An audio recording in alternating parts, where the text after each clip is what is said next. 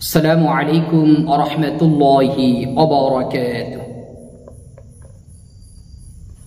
الحمد لله وكفى وسلام على عباده الذين اصطفى. أما بعد فأعوذ بالله من الشيطان الرجيم. بسم الله الرحمن الرحيم. فاذكروني أذكركم واشكروا لي ولا تكفرون. صدق الله المولانا العظيم. সম্মানিত দিনী ভাই ও বোনেরা, আপনারা সকলে কেমন আছেন? আশা করি আল্লাহ সুবহানাহু ওয়া তাআলার রহমতে সকলেই ভালো আছেন। আমিও আল্লাহ সুবহানাহু ওয়া তাআলার রহমতে খুবই ভালো আছি, আলহামদুলিল্লাহ। সম্মানিত দিনী ভাই ও বোনেরা, আজকে আপনাদের মাঝে একটি বিষয় নিয়ে আসলাম। বিষয়টি হইতেছে, অনেক সময় আমাদের মাল চুরি হয়। এই মাল চুরি হয় কিন্তু চোরকে দেখিও নাই বা চোর ধরাও সম্ভব হইতেছে না। তখন যদি আমরা এই তদবিরটি করি, আমরা স্বপ্ন যুগে দেখতে পাবো যে কে আমার মালগুলো চুরি করেছে এবং কিভাবে চুরি করেছে, কোথায় আমার মালগুলো রেখেছে, বিস্তারিত আপনি স্বপ্নের মাধ্যমে দেখতে পারবেন ইনশাআল্লাহ। তবে প্রথমেই বলিনি, এই স্বপ্ন যুগে চোর শনাক্ত করবেন আপনি, এরপর সকালে ঘুম থেকে উঠে মারামারি হাঙ্গামা দাঙ্গামা করা যাবে না। এটা শুধু আপনার জানার জন্য যে কে আপনার মালটা চুরি করেছে, এটা জানার জন্য শুধু।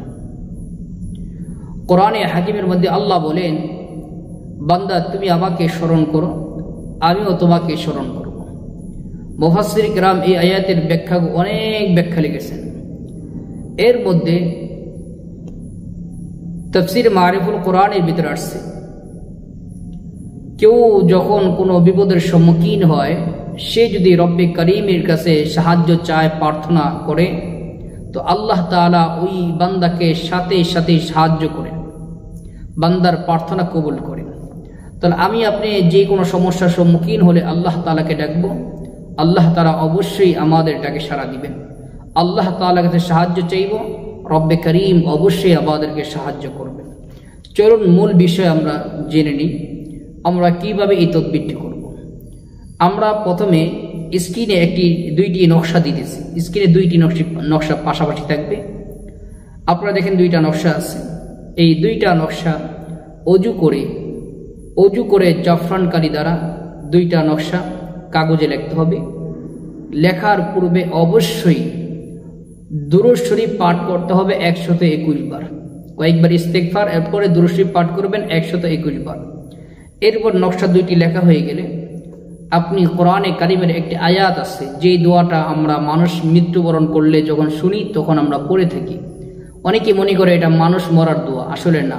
বিপদের সম্মুখীন হলে, মুসিবতে পড়ে গেলে এই দোয়া পড়লে আল্লাহ তাআলা তাকে মুসিবত থেকে উদ্ধার করে। কোরআনে কারিমের আয়াতটি হইতেছে, ইন্না লিল্লাহি ওয়া ইন্না ইলাইহি রাজিউন। এই ইন্না লিল্লাহি ওয়া ইন্না ইলাইহি রাজিউন পাঠ করবেন 41 বার। এরপরে এই দুইটি নকশা আপনি যেই বালিশে ঘুমান ওই বালিশের ভিতরে,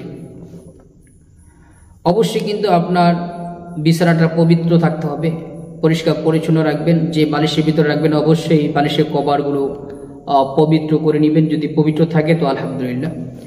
এরপর আপনি ওই বালিশের ভিতরে অথবা কভারের ভিতরে, বালিশের কভারের ভিতরে এই নকশাটা রেখে আপনি কয়েকবার ইস্তেগফার ও দুরূদ শরীফ পাঠ করে ডান কাত হয়ে ঘুমিয়ে যাবেন।